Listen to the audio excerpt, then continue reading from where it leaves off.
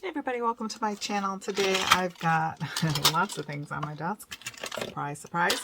But I've dug out my Jane Davenport stencils. I got her new set here. I'll show you in a second. But the ones that I already had in my stash, let me grab that set that comes with the hair and the different eyes, lips, basic face, eyebrows, and noses.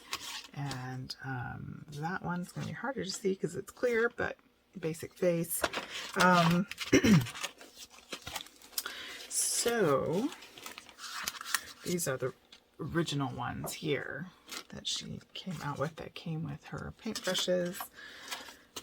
Still use those. A bigger face. Today I got these. This is face to face, and it's called, this comes with 8 stencils, and it comes with these different hairdos, 2 bodies, and then the different little faces, and they're all interchangeable, which is nice because if you look, for example, here, the hair, the little faces can fit in any one of those little hairdos. And then of course the bodies are large, but you can just put part of them on, or you don't even have to use the body, but and these are pretty decent size that would still fit in an art journal. For example, here's a smaller art journal. Here's a Jane Davenport stamp, and then you just kind of add stuff. But if we go ahead and just do one of these, let's just do one. Trace it with something light. You know, like this is nice because when I scan my art, the blue, if I don't erase every little bit, it doesn't show up. So just with a light hand going through. Maybe I will do a soft pastel. Like here's the middle. Like that. And you can just put it through the stencil.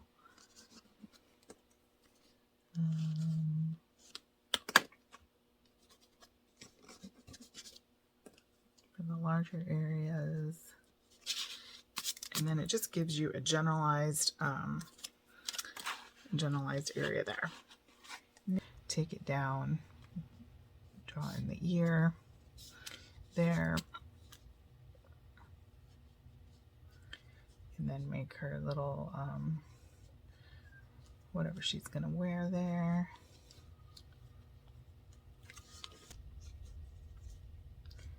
Like an Alice type situation, and start going. The other thing you could do is do a mixed media background. You could use a gel print and collage that in here, and then do the face on top of that. So many things, but I wanted to just show you that if you have trouble making faces, it's a great way to learn proportion and things of that nature. Go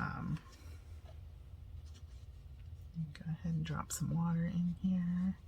You don't even have to follow that exactly. You can extend. She's left some gaps and things so that it's easy to extend out. Okay, so I'm going to speed it along here, and you can see I'm using some Inktense pencils and then activating that with some water, as well as using my Prima paints, and those are artsy metallic watercolors, just to kind of give it a shimmer. It's hard to pick up on camera, but in real life you can see it up close. And now I'm going in with a waterproof drawing pen and just starting to define the lines on that stencil face that we used, and the eye shape, the eyebrows, the nose edge there, the nostrils, the mouth, and then starting to give some direction and some definition to some of our watercolory shapes. And I often do that. I always lay down a watercolor base and then add other media on top because I like the variety. Not that you couldn't do it. If you're more skilled in watercolor, you could do that. And then of course I'm going in with some color pencil as well to bring out some pops of color. Again, just layers and layers and layers. Just building things up until they look right to you. And I like the soft finish that this actually had, especially in her face area, with just her skin tones and things, and Yeah, just a simple little thing to do in your art journal. You could certainly make this a larger painting. And now I'm going in with, again, a brush pen. I think it is my brush pen. I think that's a Faber-Castell. I can't quite see it that fast, but and giving some more definition, and then my white Posca pen. And with those layers, it's just amazing how much it makes everything pop, even though there's some softer colors in there. Thank you guys so much for joining me. Don't forget to hit that like and subscribe.